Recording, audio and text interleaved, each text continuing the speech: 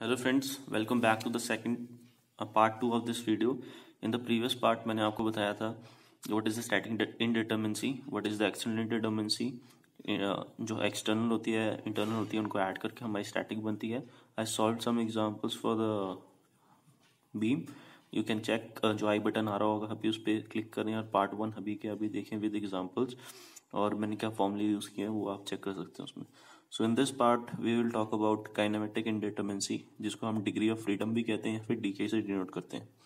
ठीक है, और इसके साथ साथ हम जो पिछले जो एग्जांपल्स रह गए थे ट्रस और फ्रेम के, वो दो एक एग्जांपल्स मैं आपको बताऊंगा कि कैसे सॉल्व करते हैं डीएस निकालना, and similarly goes with the kinetic indeterminacy. तो वीडियो शुरू करने से पहले जो आप अगर इस चैनल पे नए हैं तो please subscribe this channel, like this video, share and press that bell notification button, ताकि जो भी मैं नई वीडियोस बनाऊं उसकी नोटिफिकेशन आपके पास जल्दी से जल्दी पहुंच सके। सो हम स्टार्ट करते हैं ट्रस के एग्जांपल्स के साथ। जो मैंने पिछली बार बीम का बता दिया था, इस बार मैं ट्रस का बताता हूँ। ठीक है, तो हमारा ट्रस की स्टैटिक इनडिटरमिनेंसी निकालने का फॉर्मूला होता है m+re-2j। ये कैसे आया? ये इन दोनों को ऐड करके आया। ठीक है, और इंटरनल डिटरमिनेंसी हमें पता है m-2j-3। ये थी हमारी इंटरनल डिटरमिनेंसी। अब इसका एग्जांपल हम सॉल्व करते हैं। तो इसका एग्जांपल है, ये वाला एक एग्जांपल है। ये एक ट्रस है जिसमें नीचे लगा है हमारा पिन सपोर्ट, रोलर सपोर्ट और एक और रोलर सपोर्ट। तो हमें पता है पिन सपोर्ट का रिएक्शन क्या होता है, 2 होता है। रोलर का क्या होता है, 1 होता है। ठीक है, तो रोलर में क्या रिएक्शंस होगी, एक हॉरिजॉन्टल रिएक्शन होगा, एक वर्टिकल रिएक्शन होगा। मूवमेंट नहीं होगी, इसमें सिर्फ वर्टिकल होगा। इन रोलर में सिर्फ वर्टिकल होगा, पिन में हॉरिजॉन्टल वर्टिकल होगा। ठीक है, सो हमारा ds जो होता है, ds is equal to dsc। अगर आपको वीडियो समझ नहीं आ रहा है तो आप प्लीज पार्ट 1 जरूर देखें इसका। ठीक है, तो हमारे dsc क्या था, हमारा dsc था re-3 plus what is dsi was m-2j-3।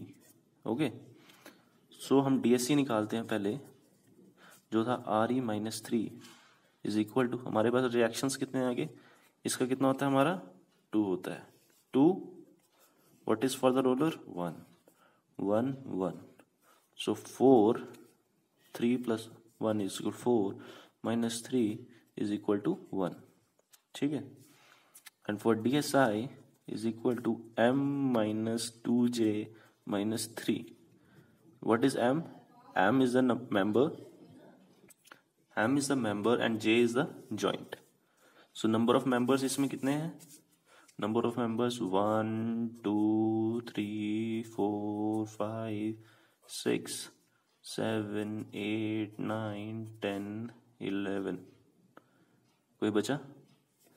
देखो 1 2 3 4 5 6 7 8 9 10 11 11 members. So 11 minus number of joints 1 2 3 4 5 6, ये जो है ये ओवरलैप है, ज्वाइंट नहीं है। सो 1 2 3 4 5 6, सो 2 into 6 minus 3, so is equal to 11 minus 12 minus 3, so equal to 11 minus 9।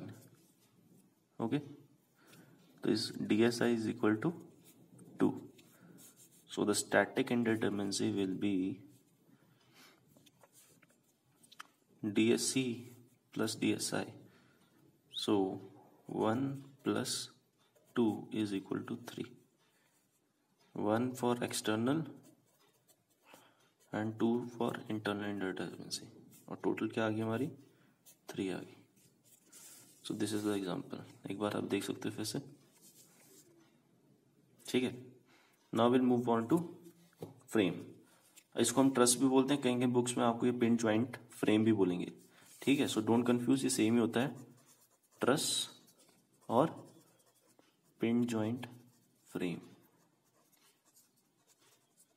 Don't get confuse over it's. Truss और pin joint frame. सो ये रहा इसका एग्जांपल जो मैं सॉल्व करके दिया आपको, ठीक है। Now we move on to frames, ठीक है। For the frame we have the formula 3m plus RE minus 3J minus RR। पिछले वीडियो मैंने आपको बताया था। So let's solve the example for this video. So we will write the formula for this first. ds is equal to 3m plus RE minus 3J minus RR, ठीक है। या फिर आप उसको, अगर ये वाला मेथड से करें, दो मेथड है सॉल्व करने का, एक तो कट मेथड है और एक डायरेक्ट मेथड है, ठीक है। तो मैं इसको डायरेक्ट मेथड से सॉल्व करता हूँ। In this example you will see two hinges, ये हिंज है हमारे, ये और ये।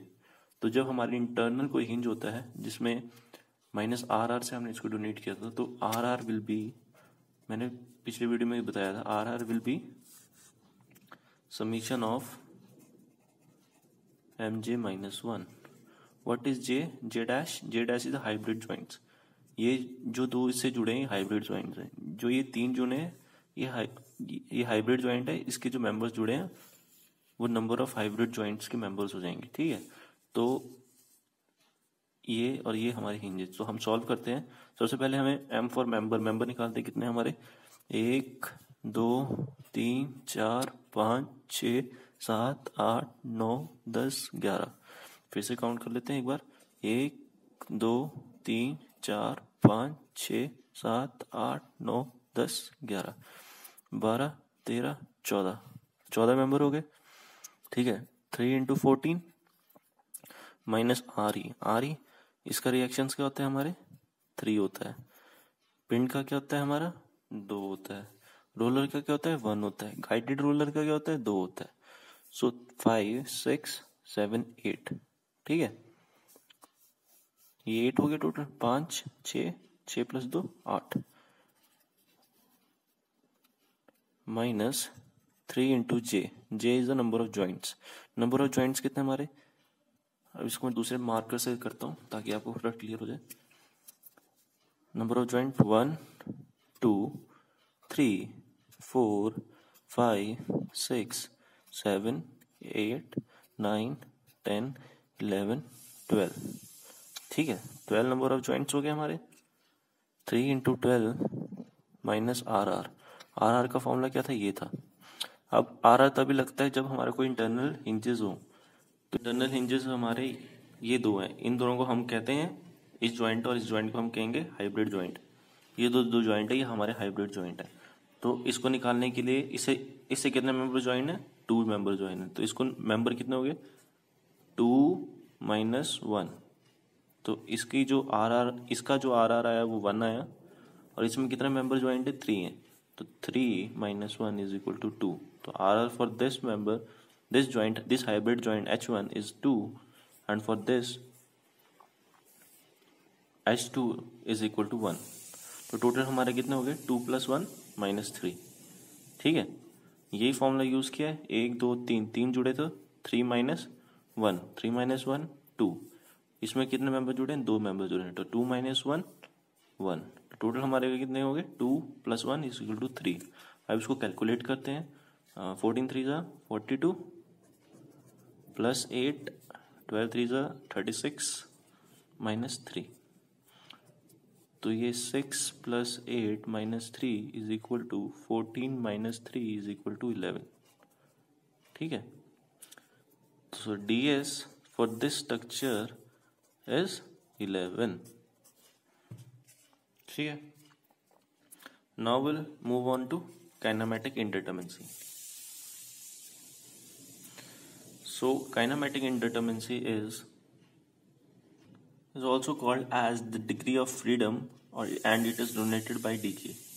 So हम इसकी सबसे पहले definition देखेंगे. What is the definition of kinematic indeterminacy?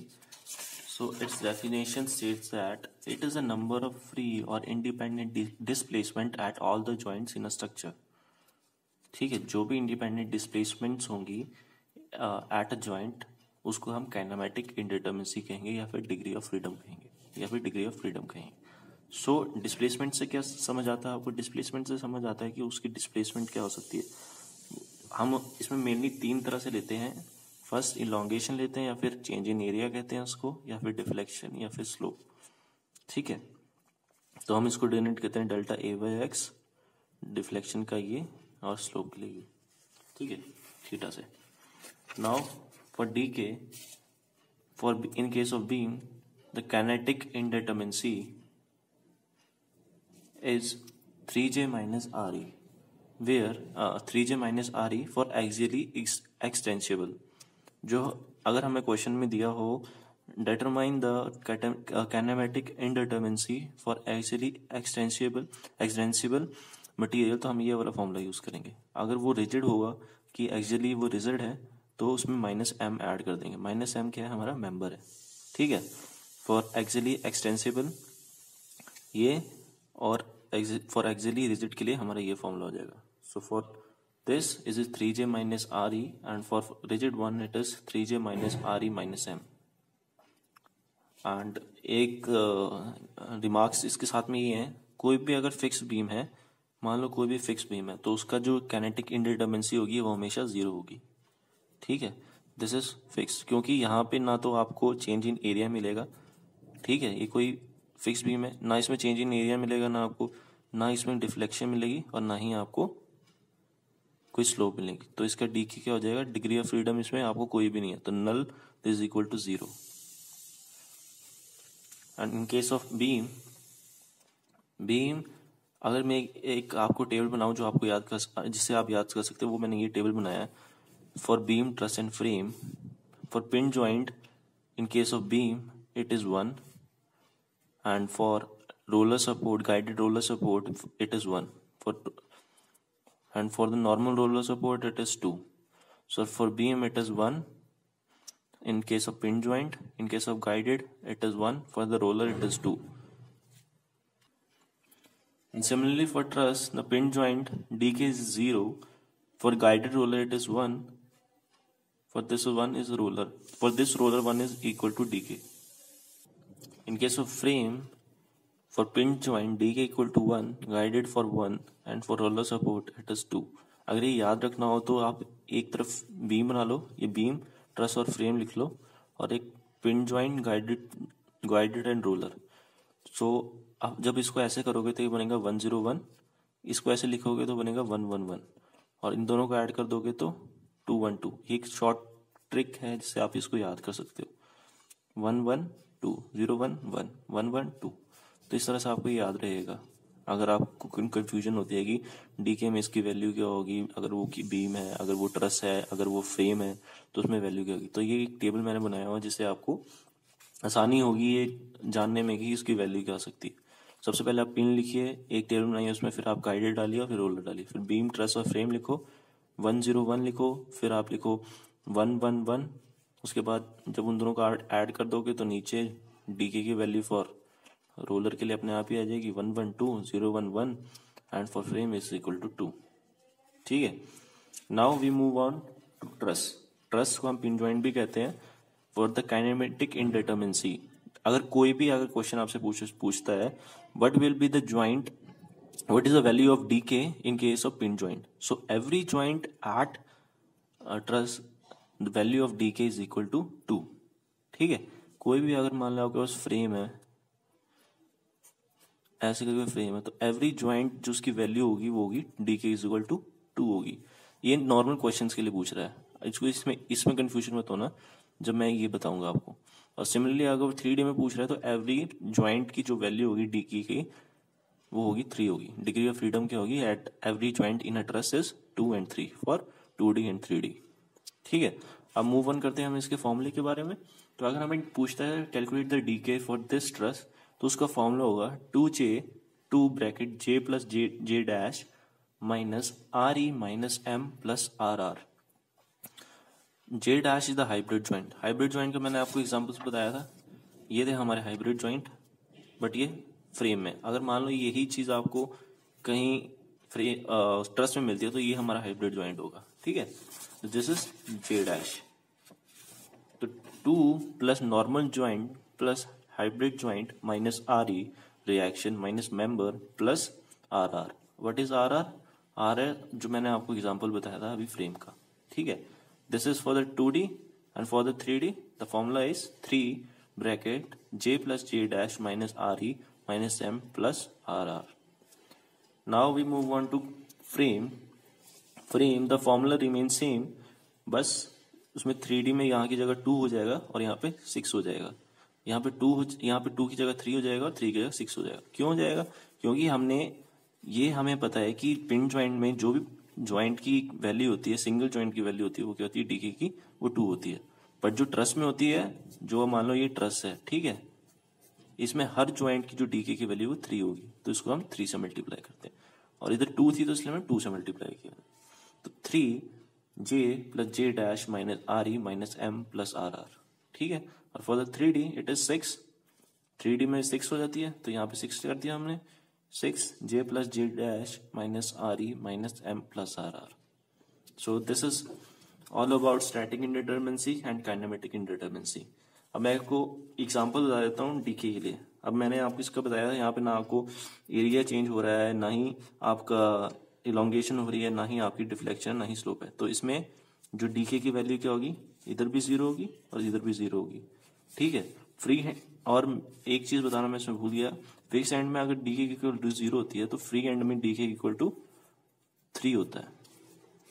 तो यहाँ पे डीके की टोटल वैल्यू हो जाएगी 0 होगी। अब नेक्स्ट केस करते हैं जहां पे एक फिक्स्ड एक फ्री है, तो यहाँ पे डीके क्या हो गया, 0 हो गया, यहाँ पे डीके क्या होगा, 3 होगा, ठीक है। तो टोटल वैल्यू क्या होगी, 0 प्लस 3 इज इक्वल टू 3। अब इसमें भी चेंज हो सकता है। अगर यहाँ पे बोला था कि ये रिजिड है तो हमें इससे माइनस करना पड़ता मेंबर से। मेंबर क्या होता है हमारा, -1 होता।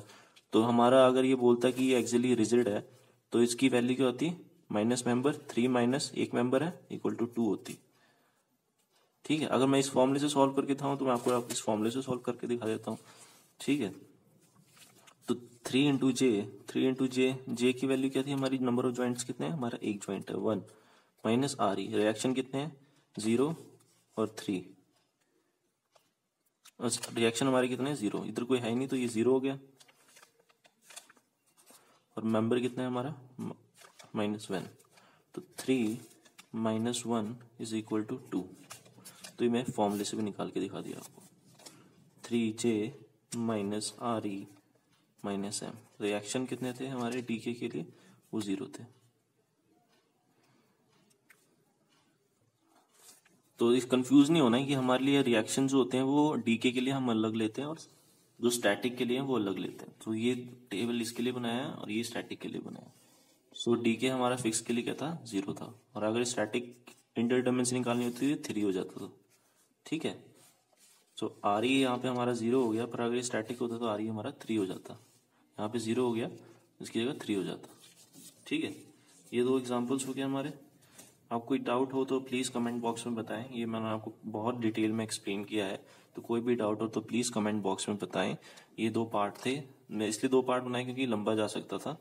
अभी शायद ये वीडियो भी सेकंड पार्ट शायद थोड़ा लंबा हो गया, तो अगर और नेक्स्ट कुछ एक्सप्लेन करना हो तो प्लीज़ कमेंट बॉक्स में बताएं। And please don't forget to subscribe this channel, like this video and press that bell notification button. Thank you. Meet you in next video.